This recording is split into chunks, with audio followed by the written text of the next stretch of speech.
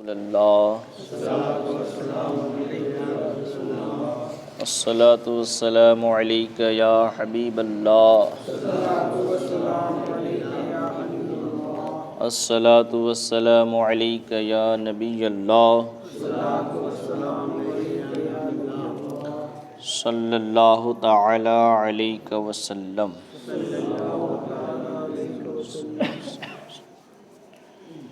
سورہ فاتحہ کا بیان چل رہا ہے، جس میں کچھ باتیں بیان ہوئی تھی روایت کے تعلق سے، کہ ایک روایت سے پتہ چلتا ہے کہ سورہ فاتحہ سب سے پہلے نازل ہوئی، لیکن دوسری روایتوں سے معلوم ہوتا ہے کہ سب سے پہلے جو آیتیں نازل ہوئی ہیں وہ سورہ اقرا کی ابتدائی آیت ہیں۔ پھر اس کے تعلق سے مسئلہ آپ نے سماعت کیا تھا کہ اس سورت کو نماز میں پڑھنا واجب ہے، یہ سورت کا پڑھنا نماز میں واجب ہے، امام کے لیے بھی اور منفرد کے لیے، مقتدی کے لیے نہیں کہہ رہا ہوں، منفرد کے لیے، اکیلے پڑھنے والے کے لیے، اور مقتدی کے لیے تو جو امام پڑھے گا اسی کا پڑھنا جو ہے مقتدی کے لیے پڑھنا ہو جائے گا۔ اس کے اوپر آپ نے امام اعظم ابو حنیفہ کا واقعہ بھی سماعت کیا۔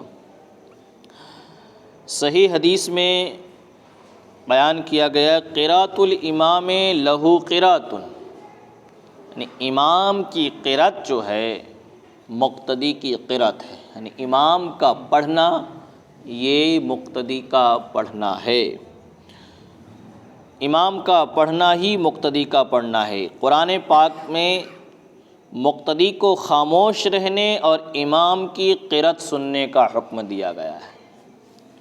کلام پاک میں جب فرمایا گیا ہے کہ جب قرآن پڑھا جائے تو تم خاموشی سے سنو، تو ظاہر بات ہے امام جب تلاوت کرتا ہے تو وہ قرآن کی تلاوت کرتا ہے، تو مقتدی کا کام کیا ہے؟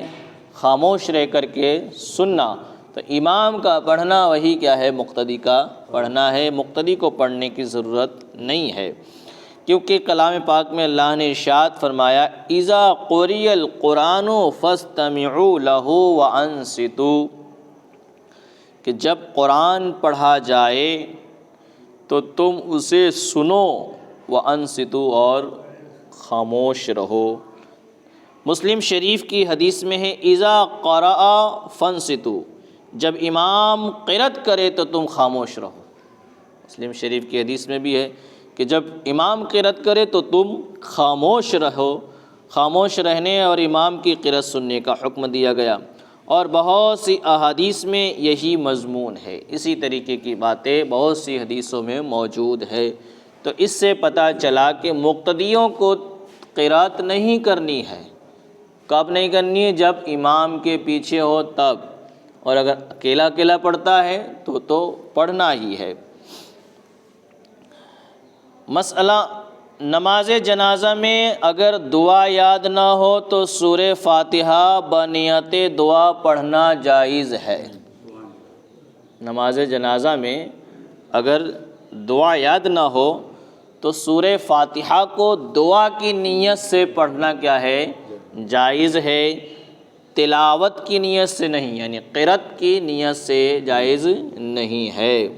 تو یہ بھی مسئلہ حل ہو گیا کہ بہت سارے لوگ نماز جنازہ نہیں پڑھتے کہ ان کو دعا یاد نہیں ہوتی، تو دعا یاد نہیں ہے تو یہ آپشن رکھا گیا ہے کہ آپ کو دعا یاد نہیں ہے تو آپ سورہ فاتحہ کو دعا کی نیت سے پڑھ لیں۔ سورہ فاتحہ تو کم سے کم سب کو یاد ہی ہوتی ہے، مسلمان ہونے کے ناطے اتنا تو ہونا ہی چاہیے کم سے کم، تو وہی پڑھ لیں۔ سورہ فاتحہ کے فضائل کے بارے میں یہ ہے کہ احادیث میں اس سورت کی بہت سی فضیلتیں وارد ہوئی ہیں، اس سورت کی بہت سی فضیلتیں ہیں اور بہت سی اس کی برکتیں ہیں۔ حضور اکرم صلی اللہ تعالی علیہ وسلم نے ارشاد فرمایا توریت و انجیل و زبور میں اس کی مثل صورت نہ نازل ہوئی۔ توریت میں بھی، زبور میں بھی، انجیل میں بھی کسی کتاب میں ایسی صورت نازل نہ ہوئی جو کلام پاک میں سورہ الحمد شریف ہے۔ اس کی اتنی بڑی فضیلت ہے۔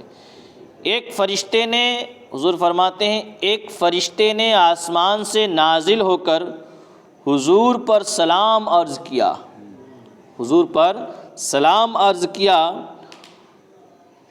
اور دو ایسے نوروں کی بشارت دی، دو ایسے نور کی بشارت دی، یعنی خوشخبری دی، جو حضور سے پہلے کسی نبی کو عطا نہ ہوئے۔ فرشتے نے نازل ہو کر حضور کو سلام کہا اور دو نور کی ایسی خوشخبری دی کہ ایسی خوشخبری کسی اور نبی کو نہیں عطا کی گئی۔ وہ دو نور کیا تھے؟ ایک سورہ فاتحہ، ایک سورہ فاتحہ، اور دوسرا سورہ بقرہ کی آخری آیتیں، سورہ بقرہ کی آخری آیتیں، للہ ما فی السماوات علی جو آیت ہیں، آخری کی جو آیتیں ہیں، اس کے بارے میں فرمایا کہ یہ جو سورہ بقرہ کی آخری آیتیں ہیں، یہ ایک نور، اور سورہ فاتحہ ایک نور، اس میں اتنی فضیلت ہے جو حضور کو عطا کی گئی، کسی اور نبی کو عطا ہی نہیں کی گئی، اس کی یہ فضیلت ہے۔ اور مسلم شریف میں ہے، سورہ فاتحہ تو ہر مرض کے لیے شفا ہے، ہر مرض کے لیے شفا ہے، اور سورہ فاتحہ 100 مرتبہ پڑھ کر جو دعا مانگے گا اللہ تعالیٰ قبول فرماتا ہے۔ سورہ فاتحہ کو اگر کوئی 100 مرتبہ پڑھے، اس کے بعد دعا مانگے، تو اللہ تعالیٰ اسے قبول فرماتا ہے۔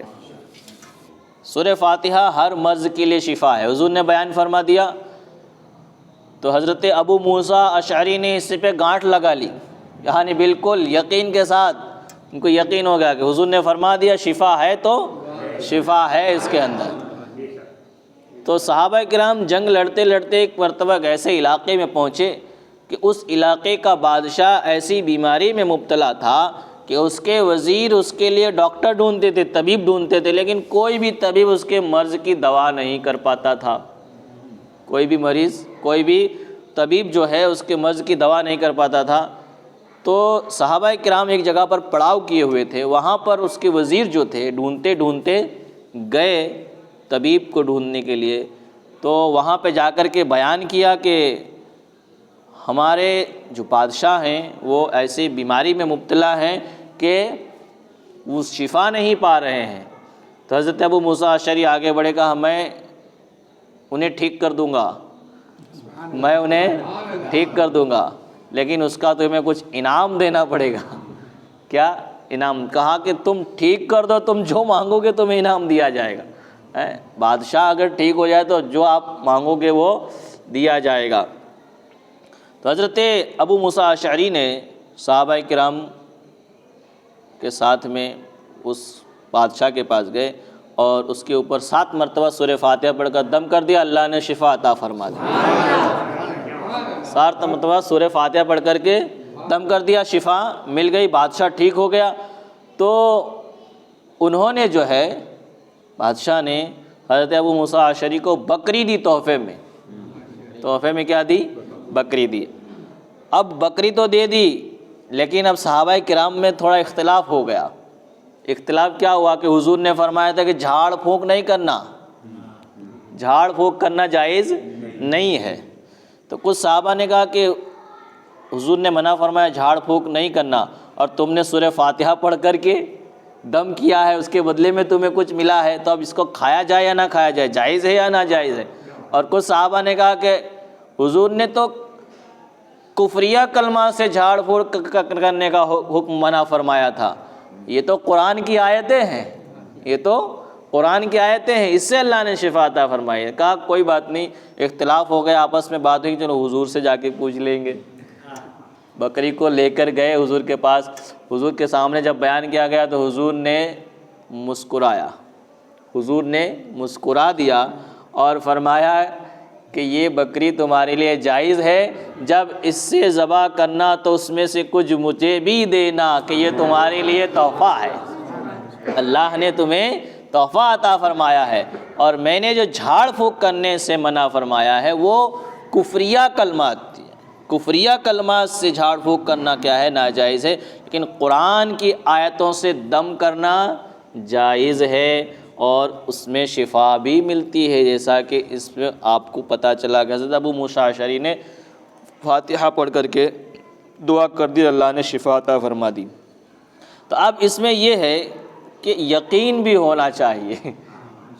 کبھی کبھی ایسا ہوتا ہے کہ بھائی اس کا تو حکم بالکل اٹل ہے، اس کی جو تاثیر ہے وہ اٹل ہے، لیکن یقین نہ ہو تو پھر وہ معاملہ کیا ہو جاتا ہے؟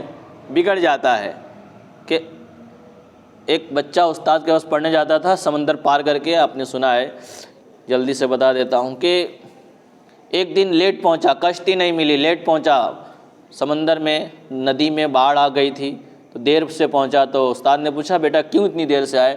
کہا حضور راستے میں پھنس گیا تھا اور کشتی نہیں ملی، پانی زیادہ ہو گیا تھا تو دیر سے ملی تو میں دیر میں آیا۔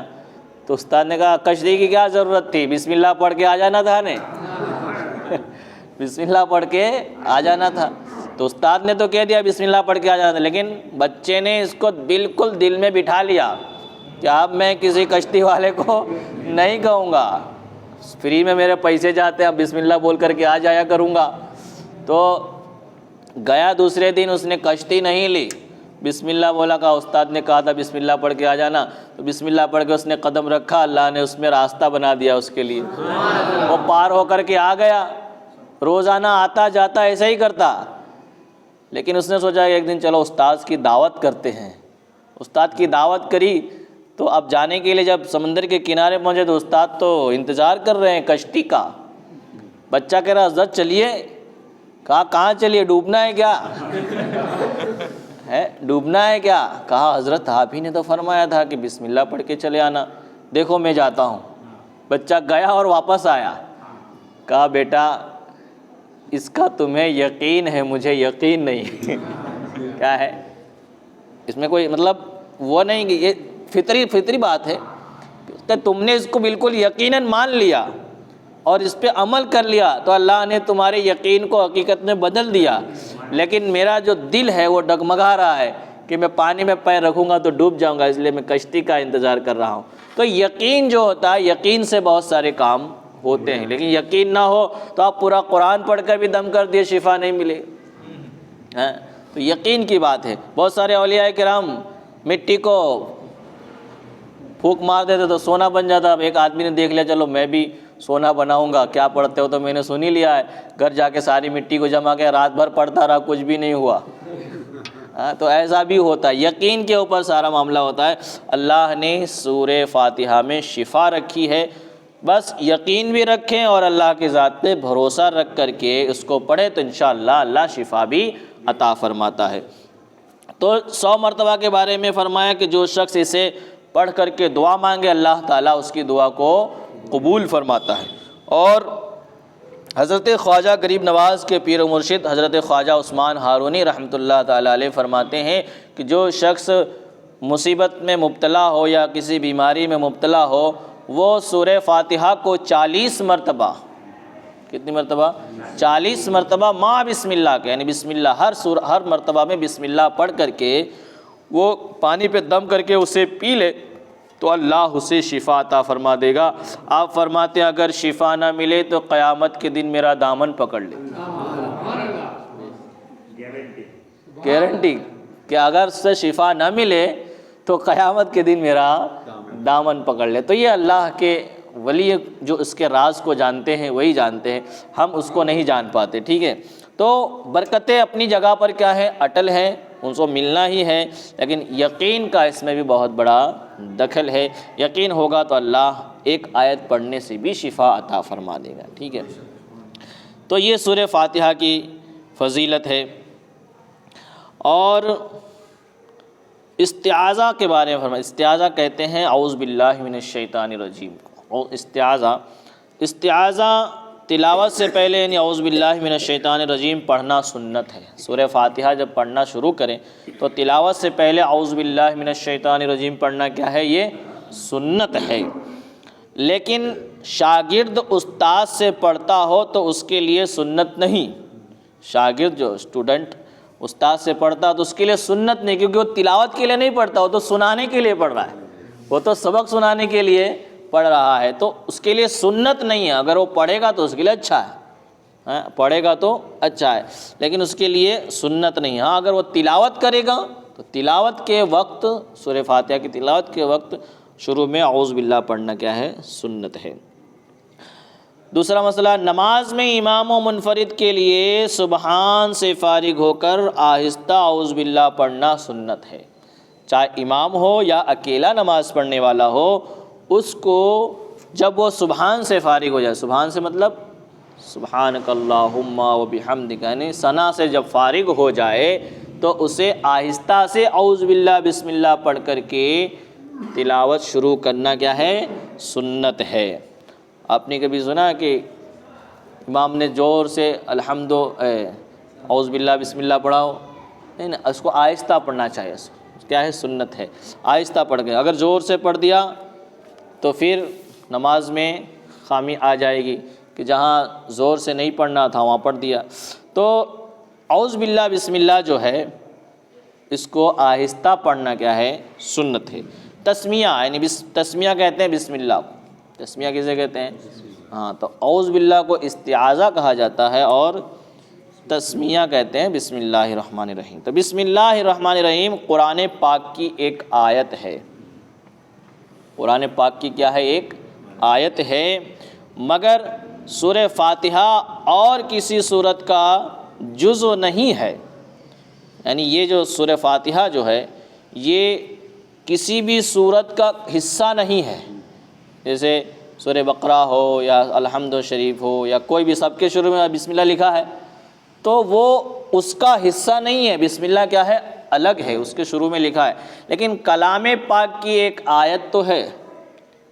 یہ کیا ہے؟ کلام پاک کی آیت ہے، کسی سورت کا حصہ نہیں، یعنی اس میں سے وہ نہیں ہے. سورت الگ ہوتی، بسم اللہ الگ ہوتی، لیکن یوں دیکھا جائے تو بسم اللہ جو ہے وہ کلام پاک کی ایک آیت ہے. اسی لیے نماز میں جہر کے ساتھ نہ پڑھی جائے، بسم اللہ کو زور سے نہ پڑھا جائے. بخاری اور مسلم میں مروی ہے کہ حضور اقدس صلی اللہ تعالی علیہ وسلم اور حضرت صدیق و فاروق رضی اللہ تعالی عنہما الحمدللہ رب العالمین سے شروع فرماتے تھے. الحمدللہ رب العالمین سے شروع فرماتے، یعنی اس میں کہنے کا مطلب الحمدللہ رب العالمین سے شروع فرماتے، یعنی اس طرح نہیں پڑھتے تھے بسم اللہ الرحمن الرحیم الحمدللہ رب العالمین، یعنی زور سے. آہستہ پڑھتے تھے اعوذ باللہ بسم اللہ، لیکن الحمد سے شروع فرماتے تھے. تو پتہ چلا کہ یہ بسم اللہ جو ہے سورہ فاتحہ کا حصہ نہیں ہے، وہ الگ ہے. سورہ فاتحہ تو الحمد سے شروع ہوتی ہے، بسم اللہ سے نہیں. بسم اللہ الگ سے ہے، وہ کلام پاک کی ایک آیت ہے، وہ ہر سورت کے شروع میں پڑھی جاتی ہے سوائے سورہ توبہ کے. سوائے سورہ توبہ کے. سورہ توبہ کے شروع میں لکھی ہوئی بھی نہیں ہے اور پڑھی ہوئی بھی نہیں ہے، پڑھی بھی نہیں جاتی. اس کی وجہ یہ ہے کہ سورہ توبہ کی جو شروع کی آیتیں ہیں وہ آیت غضب ہیں، یعنی اللہ کا اس میں جلال ہے، اور بسم اللہ میں اللہ کا رحم موجود ہے. تو رحم اور جلال کو جمع نہ کیا جائے اس لیے وہاں پر نہیں پڑھا جاتا، یہ ایک وجہ ہے. اور دوسری وجہ ہے کہ اس میں لکھا ہوا نہیں اس لیے نہیں پڑھا جاتا. تیسری وجہ یہ ہے کہ جب سورہ توبہ حضرت جبریل علیہ السلام لے کر کے آئے تو انہوں نے بسم اللہ نہیں پڑھی تھی، اس لیے ان آیتوں کے شروع میں بسم اللہ نہ پڑھی جائے. لیکن یہ بسم اللہ جو ہے کلام پاک کی ایک آیت تو ہے. تو سورہ توبہ کے علاوہ ہر جگہ پر بسم اللہ لکھی ہوئی ہے. بس اتنا سمجھنا ہے کہ جو بسم اللہ ہے یہ کسی سورت کا حصہ نہیں، یعنی اس سے کٹا ہوا، اس سے ملا ہوا نہیں ہے، اس سے الگ ہے. تو حضرت صدیق و فاروق اور حضور صلی اللہ تعالیٰ علیہ وسلم جب بھی نماز پڑھتے تھے تو جہری نماز میں یا سری نماز میں کہاں سے شروع فرماتے؟ الحمدللہ رب العالمین سے شروع فرماتے تھے. اور تراویح میں جو ختم کیا جاتا ہے اس میں کہیں ایک مرتبہ بسم اللہ جہر کے ساتھ ضرور پڑھی جائے تاکہ ایک آیت باقی نہ رہے، ایک آیت باقی نہ رہے۔ جب وہ کلام پاک والی جو تراویح پڑھتے ہیں، پورا قرآن جہاں پڑھا جاتا ہے، تو اس میں کہیں پہ ایک مرتبہ، کہیں بھی شروع سے آخر تک میں کہیں بھی ایک مرتبہ بسم اللہ کو زور سے پڑھ دیا جائے تاکہ کلام پاک کی ایک آیت باقی نہ رہ جائے، تو وہاں ایک مرتبہ زور سے پڑھ دیا جاتا ہے، سوائے سورہ برات کے پڑھی جائے تاکہ ایک آیت باقی نہ رہ جائے۔ قرآن پاک کی ہر سورت بسم اللہ سے شروع کی جائے سوائے سورہ برات کے، کہ مسئلہ سوائے سورہ برات کے، برات یعنی وہی سورہ توبہ جو ہے، اسی کو سورہ برات بھی کہتے ہیں، تو وہاں پہ بسم اللہ کو زور سے نہ پڑھا جائے، یعنی وہاں پہ بسم اللہ نہ پڑھی جائے۔ مسئلہ ہے سورہ نمل میں آیت سجدہ کے بعد جو بسم اللہ آئی ہے وہ مستقل ایک آیت نہیں بلکہ وہ جزوِ آیت ہے۔ سورہ سجدہ کے اندر، سورہ سجدہ میں بسم اللہ ایک مرتبہ آئی ہے تو وہ مکمل بسم اللہ نہیں ہے بلکہ وہ ایک آیت ہے، یعنی وہ جزوِ آیت ہے، یعنی ایک جو آیت ہوتی ہے ایک نمبر سے دوسرے نمبر تک، اس کو کیا کہتے ہیں؟ آیت کہتے ہیں۔ تو ایک نمبر سے دوسرے نمبر تک اس کو ایک آیت کہتے ہیں، تو وہ ایک آیت نہیں ہے بلکہ ایک جزوِ آیت، یعنی آیت کا ایک حصہ ہے، آیت کا ایک حصہ ہے، بلا خلاف اس آیت کے ساتھ ضرور پڑھی جائے گی، نماز جہر میں جہرن، سری میں سرن، یعنی وہاں پر جو آیت ہے سورہ سجدہ میں، وہاں پر جب اگر سری نماز ہے، سری مطلب آہستہ والی نماز ہے تو اسے آہستہ پڑھا جائے گا، اور جہری نماز ہے تو جہر کے ساتھ، جہری مطلب زور سے پڑھی جانے والی نماز جس میں زور سے تلاوت کی جاتی ہے، تو وہاں پر اس کو جہر کے ساتھ پڑھا جائے گا۔